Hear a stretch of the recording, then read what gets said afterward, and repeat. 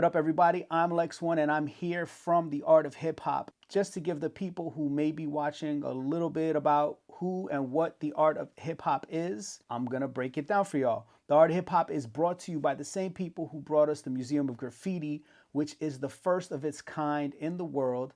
And they have a brand new exhibit right around the corner from the museum that celebrates and promotes the other side of hip hop.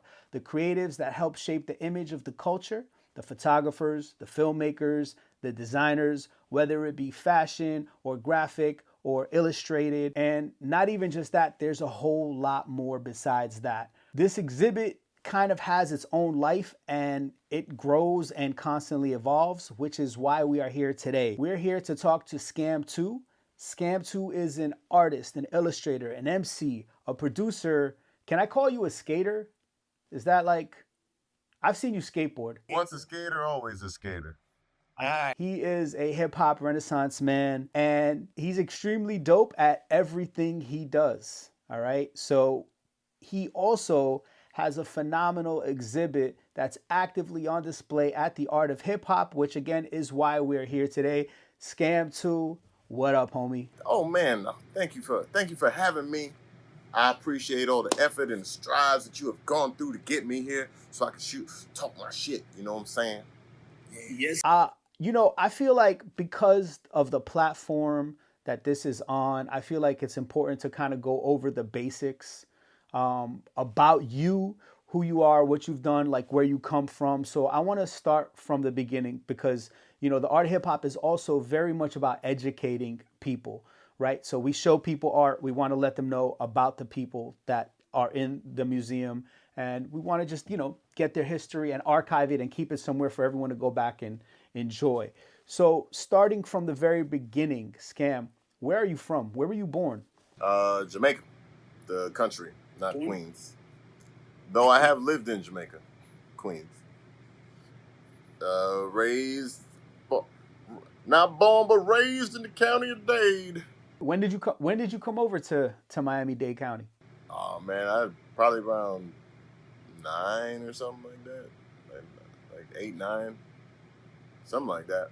So you came here when you were 9 years old. The music and the scene that was around there, like around what time after you came to Miami, or maybe before, did you get introduced to hip hop? Like, what's your first hip hop memory? Oh, well, you know, when we first came to the States, we lived in New York, Brooklyn. And man, you see like the graffiti, the breakdancing, that, you know, coming from Jamaica, we was like, what is this? Like, what? It was crazy. I was like, me and my cousins, we were just like, I don't know, it was so everywhere. It was so ubiquitous. Dad, comic books, cartoons. You know, Jamaica, like we didn't have all the TV stations and all the cartoons and all that stuff.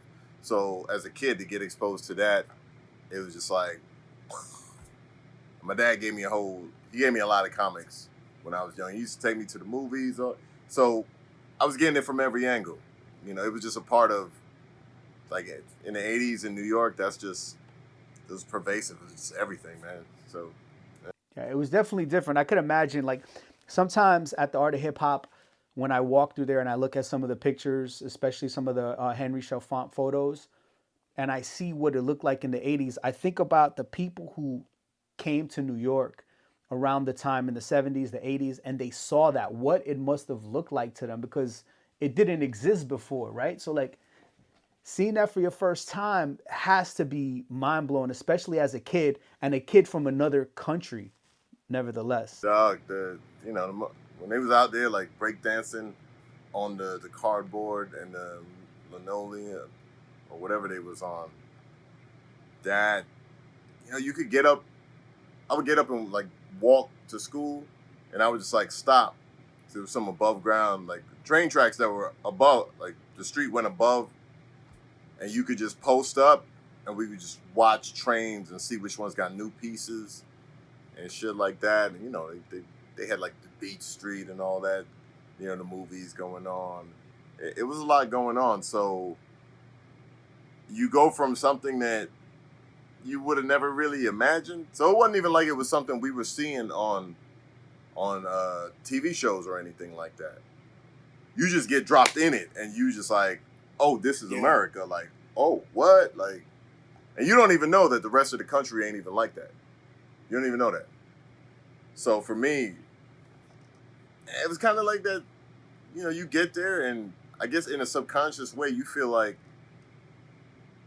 anything is possible. You know, because you go from a place where people didn't, you know, how many people had TVs to a place where, oh, everybody's got TVs. What, you don't have a TV? That's weird, you know? So, did you know about like New York and how rich in that type of like culture? Nothing. Didn't know anything. It was like, yo, we're going to, you know, I don't even remember much, but I just remember we got there and life was very different. Very different. Kids was, huh? Where in Jamaica were you from? Kingston. Do you have any memories of that, of Kingston? Yeah, a couple. I was still going back, like during the summers, and stuff like that. Did you ever bring back any of that New York with you to Kingston in the summers and like kind of blow your friends' minds? Oh, nah. Nah, it wasn't really nothing. It wasn't really nothing to bring, you know. I don't recall. I didn't have a ton of friends. Like I probably had like one or two like really good friends, and you know, by the time I came back, they moved. So you know, back in those days, when somebody moves, they gone. Never see them again. Yeah, they gone. Yeah. It wasn't like, oh, I got your email. Yo, I got to give you a call. Like, call what? What phone? What are you talking about? So from there, right, you got exposed to the breakdancing, the graffiti, the music. Like, when did the music exposure come into play? Man, it depends on what level you're talking about, but like music, automatically, because that was the 80s, man. It was like... The first thing you remember? First, couldn't tell you. I could tell you, like, it was like Fat Boys. Fat Boys definitely, like, sparked me, like, yo, and the beatbox. Well, yeah, like, man, the Fat Boys. I was talking about this last night. The Fat Boys are back. And, Wild Wild West. That. Yeah. Oh, and then I remember, like, you know, I was a little older, but, you know, Will Smith dropped, like, Parents just don't understand. No, before Parents Just Don't Understand. I remember he had that song on the Nightmare on My Street. Nightmare on My Street. Yep. He had some other joints. Nevertheless, don't let me bust your bubble. The girls of the world ain't nothing but trouble. Yeah. Those were the kinds of that. You know, that was like my exposure to rap, and that was stuff that was on the radio. There wasn't really an underground. You know what I mean? Like hip hop wasn't readily available, like what it became. You know. So your connection to now music, graffiti. When did you pick up the pencil, the pen? When did you pick up your tool of choice and start? So I told you, old boy got me a bunch of comics. Mm-hmm. And of course, I didn't realize this at the time. Like, I just thought my dad gave me a bunch of comics.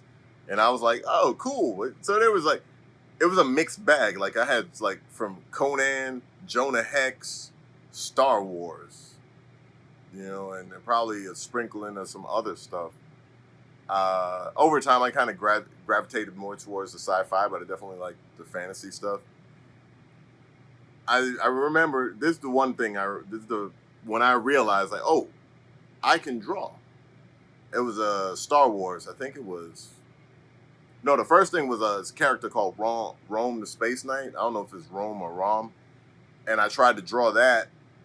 And I was like, oh, that kind of came out. And I was like, what? You know, showed my mom, like, oh, what? Yeah. I was kind of psyched. Then there was another Star Wars cover. I think it was done by Walt Simonson.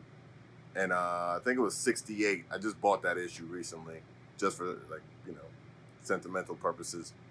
And it was like a more technical one. It was like Luke in a TIE fighter. And it was just like, I tried to do it in color and, you know, my little bullshit magic markers.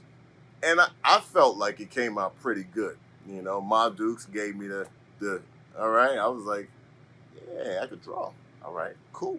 You know, I just stuck with it from then. Like I just never separated me from art or artistic endeavors. So from that point, from that first photo that first picture that you draw, the first character you drew, until like when did you look at that and be like, yo, this is something I could get paid for? Did you ever have that kind of moment? Or was it I like right wish then it and there? did. Money don't excite me, dog. Money's a necessity, and I will do things in a pragmatic nature. Okay, we need this, like, I need to help or take care of some stuff, me, family. But money, it was never a financial pursuit. Uh, Did you ever see it at least as a career? Like, this is what I want to do? when I thought of like when the thoughts of a career came in, it was more so because I wanted to work where Jim Lee worked. You know what I'm saying? Like before, there was a point where it was like I really wanted to work for Lucasfilm, but they had like these college requirements, and if you were in Northern Cali, you had first, or more. They preferred if you were there, and you had and it was like yeah, whatever. That didn't seem like it was going to happen. Then I thought about like, oh, maybe working at Disney, but that wasn't really where I wanted to be. Disney wasn't doing a lot of things that I thought were exciting. So, yeah, when I started, got reintroduced to comics again, and that was like when like Will Sportasio was on X Factor. Okay. Had a homie. Okay. I was in a rap group with him too, but that a homie showed me a comic, and I hadn't looked at comics in a while. I was going to North Miami Junior at the time, and I was just like, what is that? And I didn't know comics were so technical. And it was the technical shit that really got me psyched. I was like, oh. And I'm the kind of person that I see someone do something dope, and I'm like, What do you mean technical? Could you elaborate on that a little bit? when I say technical, I mean like a lot of detail, a lot of, like let's say, oh, it's somebody and a bunch of machinery, all these wires, these pieces, that, the anatomy, like just such what I consider to be masterful execution, and the dynamics were like it made it really feel like it was exciting to me in a way like a lot of comics really weren't, that I recall, because I wasn't paying attention to it for so long. So that got me kind of psyched again. And you get to a place, I wasn't really going to school. I was just like, whatever. My mom was like, boy, you can't be in my house not doing shit. So I was like, all right. I was trying to get a job at like Image and Marvel. And once again, man, it wasn't even about the money. It was just about that respect and being in the room or in the vicinity of the cats that got me psyched. Like I guess the ultimate goal would be for the person that I look up to come by and be like, what? Yo, that's fire. Like, I'm like, yeah, all right, cool. Does it mean anything in the grand scheme? No. But It does. It means something. We all seek approval, you know what I'm saying, from our peers, right? Sometimes that means more than anything, really, right? When you're welcomed by your peers for what you do. I think that's super important, man. I definitely think it's important. So yeah, man. As a kid, that was like my thing, bro. I was like, yo, wherever Jim Lee works, that's where I want to be. You know what I mean? Straight up. But it was just more the like, okay, well, you need to be doing things, but and yeah, like single. My mom had a house full of kids, and it was just like whatever I could do to not be like a burden or whatever have you. So that's where it was for me. When did SKAM2 start then? Like, where was it like I'm Skam2? What sparked that? Was it just like the typical, like, I'm a kid growing up at a certain age in America and everybody has a tag name and that was my tag name? Nah, not even, man. Like when I started calling myself Skam, I was just once again junior high. I was skateboarding, and I don't know why. I just started writing that on stuff. And, I'm not a graffiti guy, so I wasn't like running out tagging and doing all that stuff. Just on things I would draw. Of course, graffiti was definitely a bit of an influence, or a lot of an influence. I don't know, graffiti and comics. I got harassed one day by some cops while we were out skating, and I must have been like around 12, 13, something like that. And they, snagged us up, went through all our shit. They was like going to a bag, found a sketchbook, took a Polaroid, wrote "scam" on it, this, that, and the third. Like, crazy violation. And it was just SCAM at the time. So I just kind of was like, all right. The 2 was more of a, this is my second version of that. So it became SKM2 question mark. And it's just generally pronounced scam. But I've noticed lately a lot of people have just been like, "Skam2, Skam2, Skam2." And I'm just like, whatever. I always say that. For as long as I've known you, I've always said Skam. Always said Skam2. Yeah, they'd be like, "Yo, but that's such a graffiti name, though." I was like, yeah, I guess so. Yeah.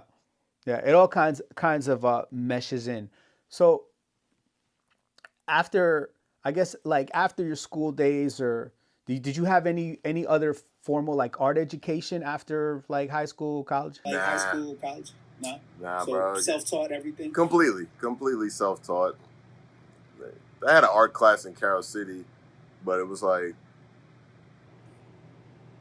matter of fact, yeah, I was a underclassman.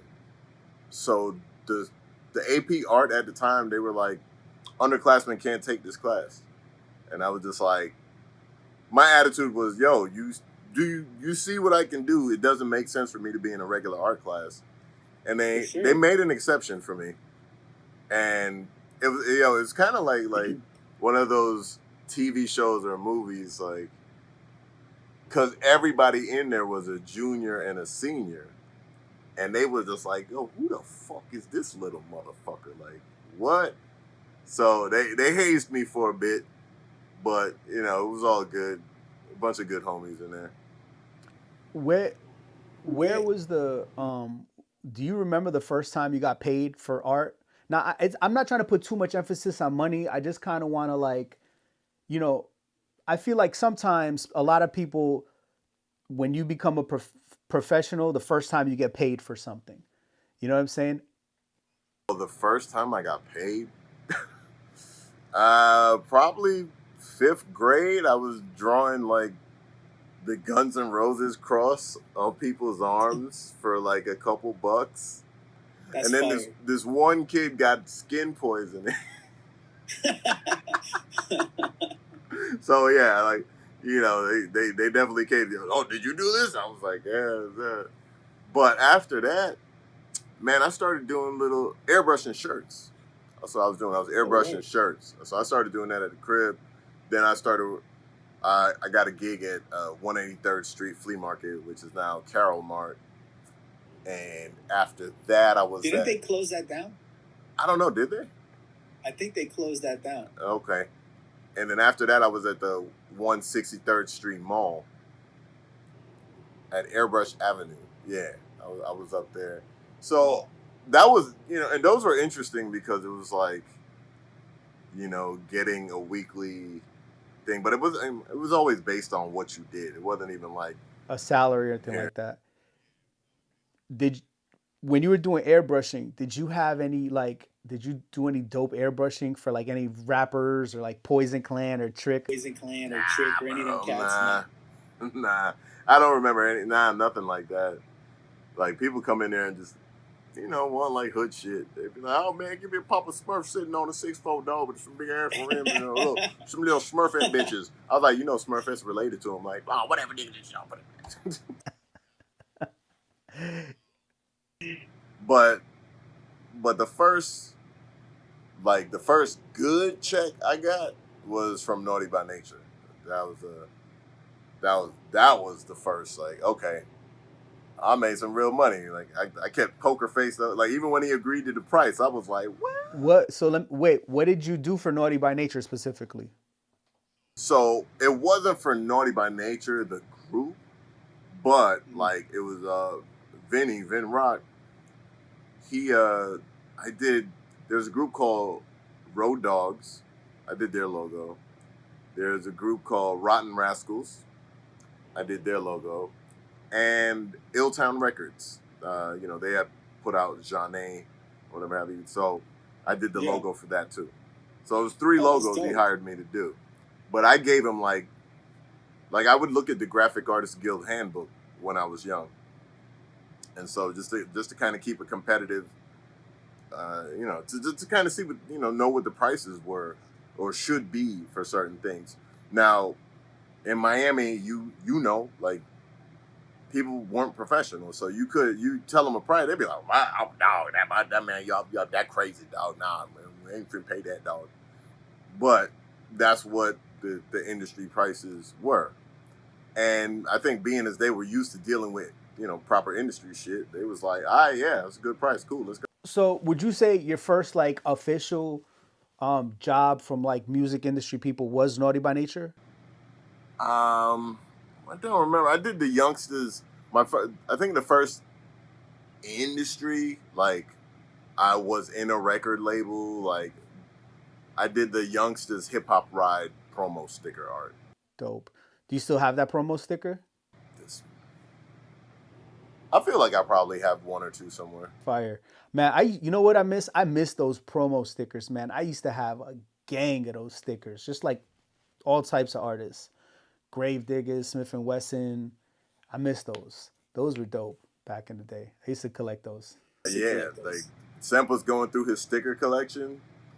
When I was like, yo, he laced me with a couple ill ones. He gave me this Outcast one, like about this big. This Stankonia promo sticker with the big fly. Wow. I was like, oh, that's fire. Yeah. That's wild. Might have to bring that back. Promo stickers.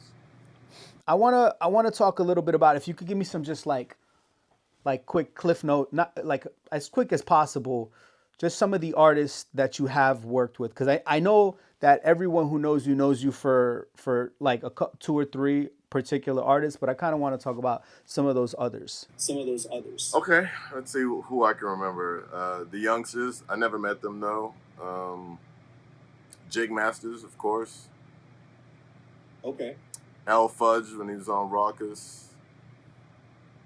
A group called Rhyme Asylum. They're from the UK. They're pretty well known in the underground over there. A lot of people I knew didn't really know them. Did I say? Man, I'm drawing a blank right now. Denzel Curry, Dizzy Wright.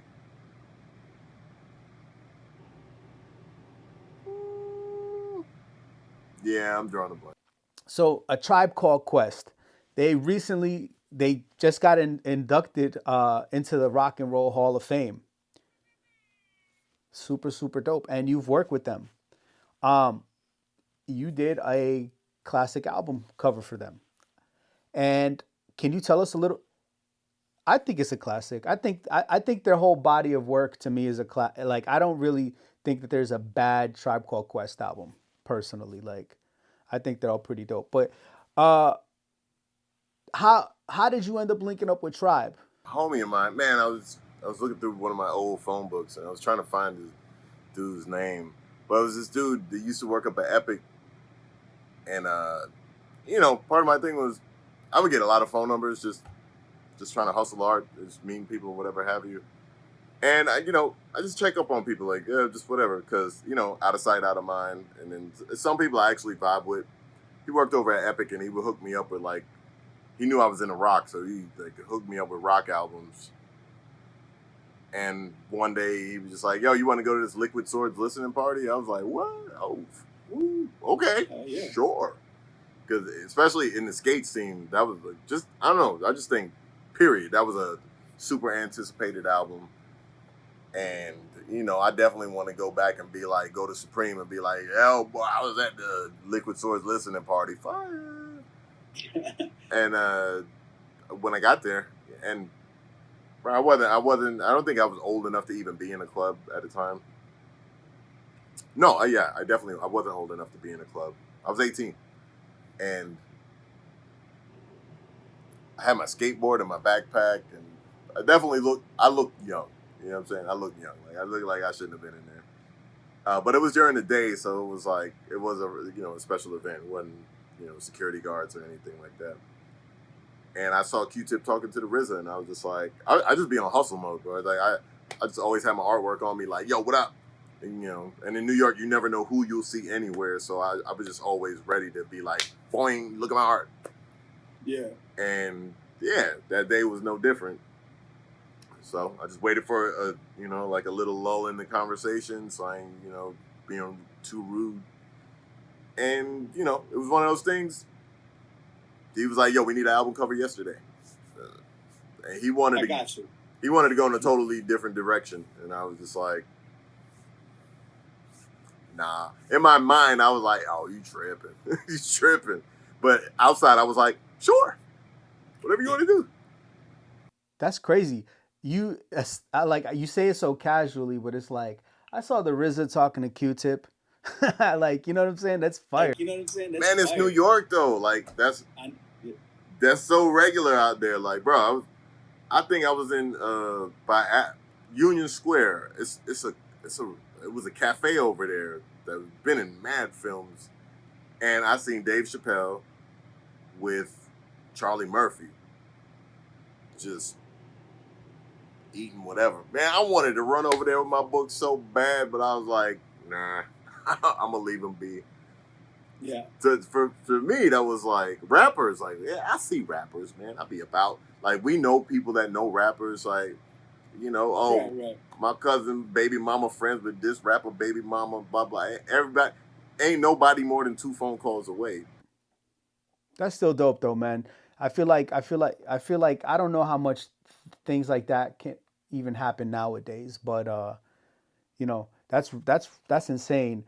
Um I mean, kids nowadays don't know how to approach people, bro. They're so used to the internet. They don't know how to actually like talk to people. I mean, most of it's not even kids. Like people just don't. so it was just that easy. You spoke to him and he's like, "Yep," and then boom. Right place, right time. Like that was definitely one of those things. Like I don't even think he was thinking about doing illustration. You know, people. I don't know, man. It's different, but some people they're very apprehensive about hiring someone so young for those jobs. Like I art directed a Brand Nubian video when I was like maybe like 16. What song? Word is Bond off the first single off the Everything Is Everything album. And what was that experience like? So this goes back to my baby mama know this baby mama. You know what I mean? Like that was how that connected me to Jamar. And he just had this assuredness, like he just had faith in me. The director was like, "No, I'm not giving this responsibility to a kid," and he was just like, "Yo, he got it. We're using him. That's it." I was like, "Yo, I didn't even know him like that. Like, I was like, yo, this is the guy that I just off one. You know what I mean? Like, Wow. Wow, what an incredible life, and at a time where like did you were you able to process that when you were 16, 20 years old, like that dope I shit that don't you were know. doing? It's just what's going on, man. It's just you ain't even. Honestly, you don't think about it like that because there's so many things that I was there for, and that this is before everybody had a phone and a camera on them. So it's a lot of shit we seen that became urban legend. That was just like, if you was there, you was there. Wow. You know. Incredible, man. So connecting the tribe to the art of hip hop. I I love the art of hip hop. I'm very passionate about what they do. I think what they do is dope, and I think it's very much needed. Showing the other side of the culture that doesn't get as much shine as the rest of hip hop. And you have an active display there. What are your thoughts about like, did you know about the art of hip hop prior? Who introduced you to the art of hip hop? All right, so I didn't. I heard about the Museum of Graffiti. I didn't. I heard there was because everyone still kept calling it the Museum of Graffiti. Mm-hmm. So I heard about what I now realize was the opening of Art of Hip Hop, and then people kept telling me about like, oh, hey, they had a display the 50 years of hip hop art and all this, and I was like, yeah, 50 years of hip hop art. I'm not in it in my backyard. The fuck. And then and this is the full circle thing. Come back. This dude, I think his name is Manny, and he works with them. He was like, "Yo, I'll introduce you." And I talked to Ken, and he was like, "Yeah, you were on my list, such and such." And then it came like kind of quick. He was like, "Yo, we were thinking of doing the display in like no time flat. You think you could do it?" And I was like, "Sure, okay." sounds about right, man. I was like, yeah, because you don't want to, bro. You know what I mean? Like my attitude now is like, say yes. Just Yeah. it's stuff I'm not sure about. I don't know. Yeah, fuck it. Yeah, well, let's see what happens. If it goes bad, all right, just won't do that again. All right. I think it's dope, and I love that you're there. You know what I'm saying? And you know what? There is a large list of people who need to be there, and I think it's just it's something that I know they're gonna get around to doing it, because like I said, the exhibit has its own life, and it evolves and it grows, and there's really such a big story to be told. I feel like even that space is not big enough to tell the entire story. So Yo, man, yeah, not for nothing, man. Like I went down there and I met up with and I I didn't really know what to expect. And I thought it was just gonna be like whatever. And he gave me like most people probably don't get they're not gonna get this experience. So he as the person who, he deals with the day to day, I don't know how much of the curation he deals with or whatever have you. But he walked me through everything in there, and I just seen how it was laid out and what they did. And this is definitely not people that are exploiting or don't care, and the detail and just the way it's presented, and they know their shit on top of that. for sure, it's 100% authentic. Yeah. And like now I'm proud, I'm amped. Dude, I'm proud. I'm proud because I walk in there and be like, yo, I know that guy. Like it's super dope. I don't know, you know what it is? Like you grow up in Miami and everybody in Miami is just like, whatever. You know what I mean? Like when I go other places and they be like, yo, you're the guy. I'll be like, thanks. You know what I mean? But it was definitely like one of the things I wanted to happen this year. Cause I'd never done I did one exhibit one time in LA with Mishka. Like it's a small little thing. It was like one room, like small little thing. It was cool. Gangsta Boo showed up, super random. But this, like, we kind of got to like, and this is only it was mostly focused on like the stuff for EFN and Crazy Hood, which includes Drink Champs, Tribe, and M. Like, so these are like the three biggest things that I'm associated with. But it was like, and there was stuff that didn't get put up. Right. There's still plenty of stuff I did for like Shady Records that we didn't print up, and still some of the Tribe stuff that didn't, the outtakes that didn't go up. But it's still like, and I think I'm also the first illustrator besides, well no, The Hayes is there. Hayes is there for the Eric Hayes for the and then for the LO. Just that he had his LO Cool J, all the different variations like the steps, the logo. Who else has? I would chalk that up on the graphic design or something, not so much illustration. Okay. I mean, they were hand drawn, but But like pictures, I stuff. got you. I Yeah. got you. Phase two, maybe phase two. Would you Okay. cons- So yeah. So there were a couple others, but I'm glad to be a part of the early bunch. When I walked in and I saw that LL Cool J, being a person who's done that same shit, like Yeah. sketching out logos, here's all the different versions. I was just kind of like, so it goes back to what you were saying earlier, like we're the behind the scenes people, Mm-hmm. and it's always been like that. We're the unsung guys. I probably get more shine than most of the other guys because I'm a cover artist, you Right. know. But it's so many people that make these things happen, from packaging to the branding and how things look and feel, which is second nature to my existence. But to go somewhere and it's a place solely focused on shining a light on those people, like that's and you don't do it because you think you're going to get rich doing that. Yeah. Do it because you believe in that and you think people need to see that. That's dope, man. I I know every artist in whatever realm you speak of them are their own worst critics. But do you have any single piece of art or a couple pieces of art or whatever that you wouldn't mind looking at every day? That I did. Yeah. Yeah. Every day. Yeah, like if you had it on your wall, you'd be cool with it being there. I don't know. I don't. I'll let you know. I got a piece that, and if I get it here, I'll hang it up. But I don't think I would. I think the more you look at a piece, the more you see what's wrong with it. I didn't do this, or maybe now you understand a little bit more, and you're like, oh, this should be like that. So I think it's best I don't constantly look at them. Hmm. Because the saying, a piece is never done. You just stop working on it. I never heard that before, so I don't know the same, but now I do. Yeah, it's like how many times you look at an edit and you're like, is there something that I could do, make a little change here? This Sure.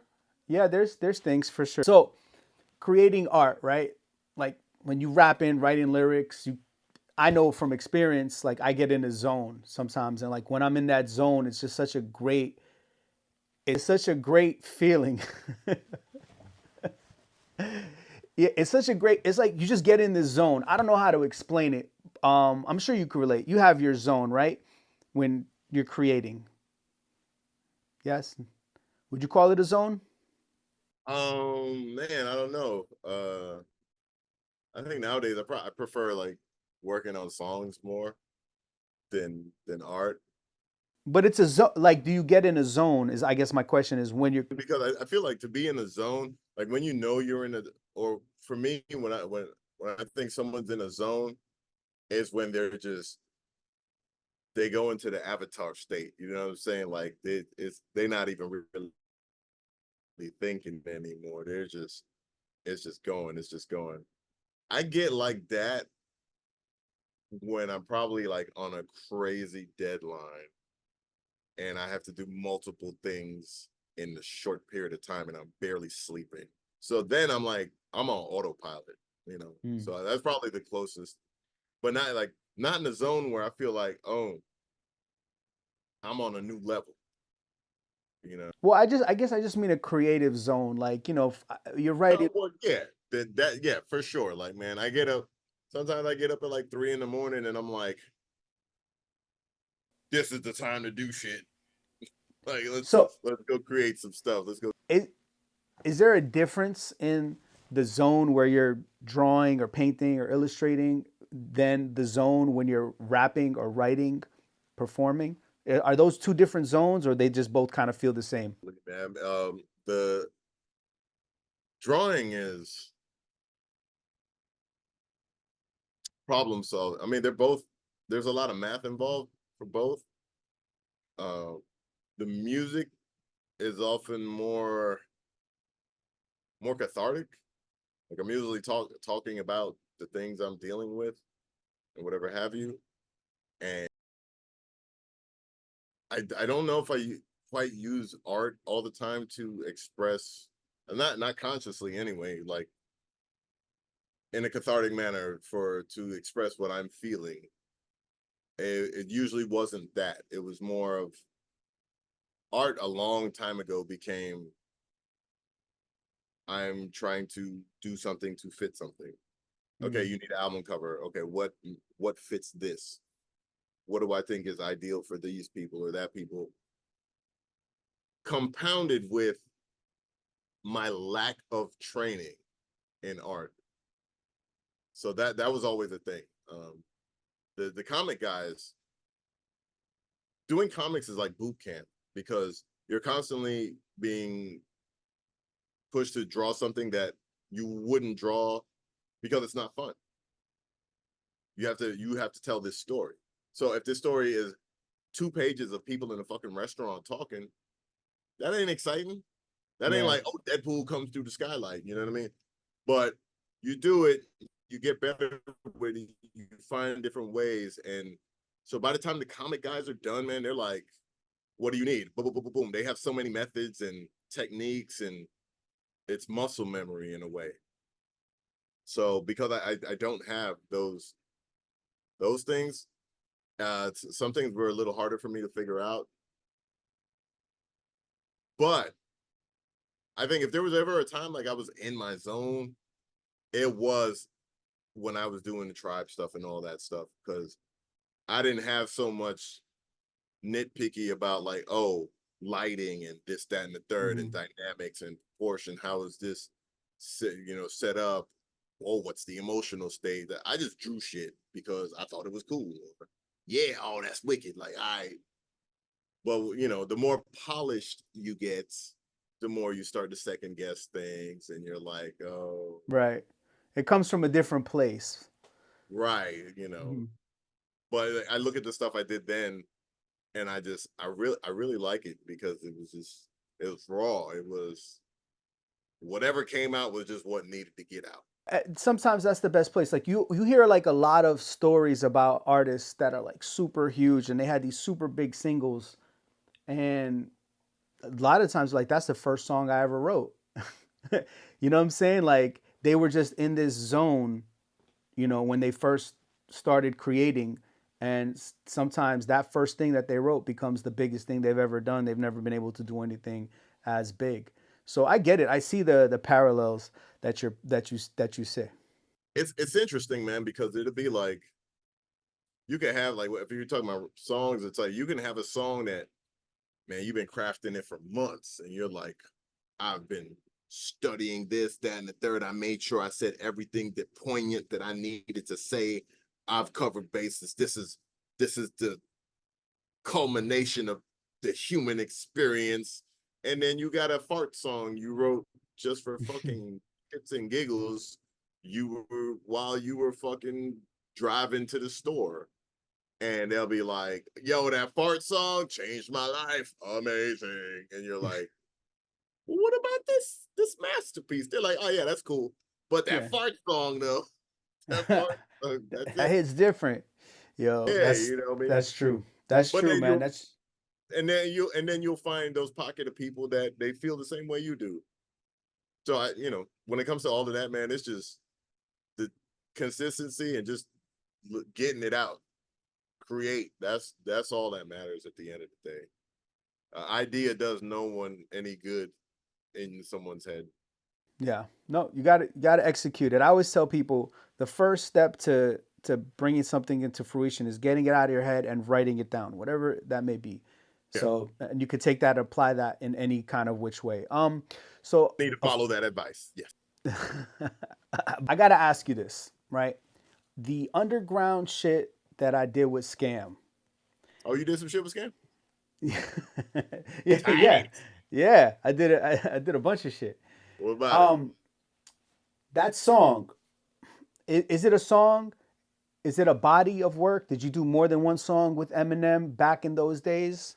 Um, with while we were in the same room, too. There was another song, uh, with Thurston and M. I had a verse on, but it got the powers that be over at Raucous or whoever you know. They didn't want that verse on there, and that would have been the third. Only I have a copy of that. Ooh. But yeah, those two. Yeah, just those two. Okay, Five. but there's three in existence. I was trying to find other than 365. Uh, but I couldn't find is Five Star, is that online? Oh yeah, yeah, yeah. Oh, I got I a missed that. on my Spotify. There's a Spotify playlist. I put it on there. I gotta check that out. It's on the Shabam Sadiq joint. Um, how did y'all link up? Was that just during your New York days? Definitely during the New York days, but so there was this guy named Rick Posada. Rick Posada was a big A&R up at Electra. He was Old Dirty Bastard and Busta Rhymes and Flipmode Squad's A&R. He was roommates with Paul Rosenberg. So that's how I met Bunyan. And then, they were doing their thing. But Paul's also a lawyer, so he linked me up so he could help me with some legal stuff.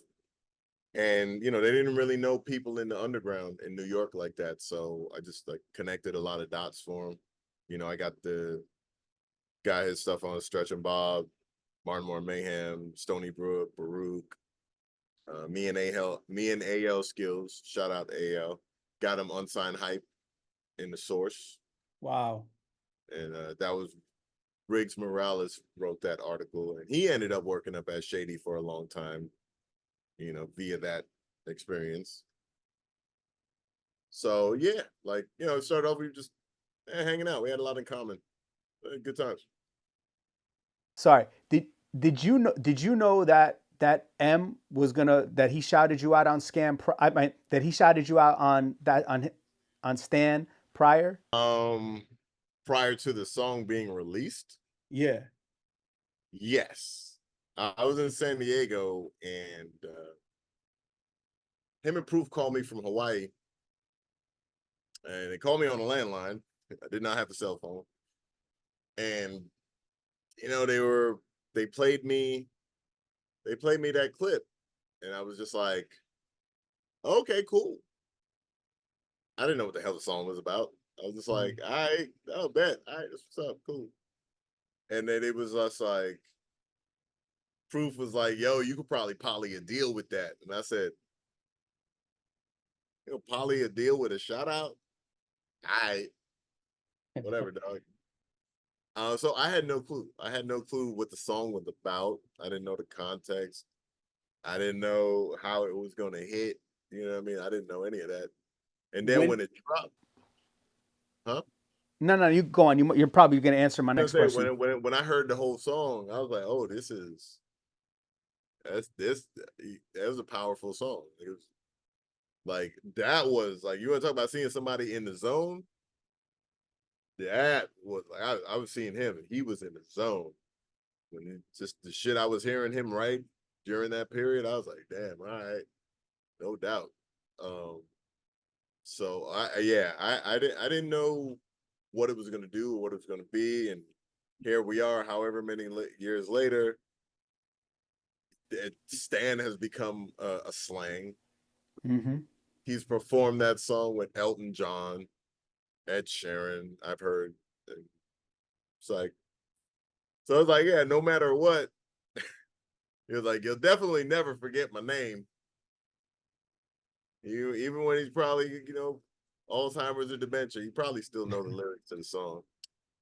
So when that dropped, right? Did it change anything for you? Like, did people come up to you like who knew, be like, "Yo, it's crazy. M said you in a song." Like, what was that kind of like? Maybe not change anything for you, but like, The people that knew me knew of the relation. I would say what changed was, I mean, at the time, I didn't like to be like, "Yo, I'm Skam from Stan." Like, I didn't like to do that. I wasn't that. And that's how people would introduce me, and they'd be like, "Yo, blah, blah," and I'd be like, "All right." I mean, at this point now, I'm like, "Yeah, whatever." But what did change is being able to open up a dialogue with most people, like regardless of the level, because who don't know that song? You know what I'm Right. saying? So maybe some kids now, but at the time, for a good span of years, it was a well-known song, and I could be like, "Yo, I'm that guy from that song," and they'd be like, "Oh, for real?" Bro, I was in a small town in Italy. I forgot. I can't even. I forgot the name of the damn town. Oh, Bergamo, and it was me, M1, DJ Bono, and this guy came up to me and he was like, "Yo, I was literally looking up who you were today because of that song Stand. And this is crazy that I'm here talking to you." And at first I was like, "Man, get the fuck out of here." But I was like, "Yo, that sounded so crazy it had to be true." And I was just like, what a world is that? Like where something like that can happen. Like that's crazy. Yeah, that's super wild, dude. Wow, it's crazy. I like that story, man. It's such a dope and just kind of random story, and it's just so weird how like in life, just things that you don't expect could just pop up and just take you places, or just change the dynamic of what you're doing. Like just changes things in general for the good, sometimes for the bad. But I think that's a Bit of column B. yep. um, Word. What do you have going on now? Like what are you working on currently? Like what's your primary focus? My primary focus is promoting the ever living fuck out of this show, this exhibit that I got at the Art of Hip Hop. That's my primary focus. Number one, WrestleMania, man. Be there. Other than Well, that, speaking of the show, the exhibit at the Art of Hip Hop, what could people expect to see there from Scam? there you could see some of the sketches. You see some of the sketches for the Beats Rhymes in Life. You can get to see the actual unadulterated artwork for the most part. Like, some of the stuff had to be reformatted for album covers and stuff, like, so you can see the good sizing of it. You can see some one of one, some remarks. I learned the difference between embellishment and remark last night. Shout out to Malden. Um, for yeah, I got some. I don't usually draw the characters and stuff from Slim Shady LP. So there's some one of one things I did there. We didn't actually touch on the Slim Shady LP, but could you just real quick tell me about that process? Like, M reach out to you, Paul reach out to you. Did you something you did beforehand? Like, how did that whole thing transpire? At the time, man, we were that's what, like, what was it? I mean, he might have, yeah, I guess he just got the deal. So I mean, it was still around the time like we were hanging out, doing joints. We were at the studio one day and they were just like, "Yo, why don't you do the artwork? You know what it is."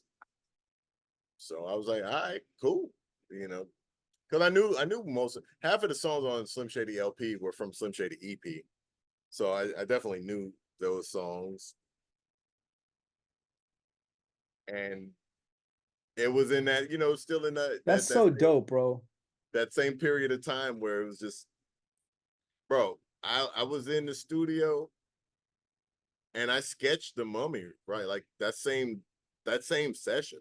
I think I sketched the mummy and the little pills, like while I was sitting there, It, and it went on to be that. And the mummy drawing comes from that line on "Come on, Everybody," where everybody, it's yeah. like, if you ever see a video for this shit, I'll probably be dressed up like a mummy with my wrist slit, and that's what it was. And I had the little pills attacking him and those things. And yeah, it That's was just crazy. this vibe. Your creativity is so dope on this level that like I'm like envious in the best possible way, because You could rap, you could make music, but then you could also draw. You paint pictures in every sense of the form, visually, verbally. You know what I'm saying? Which is really, really dope. Salute to you.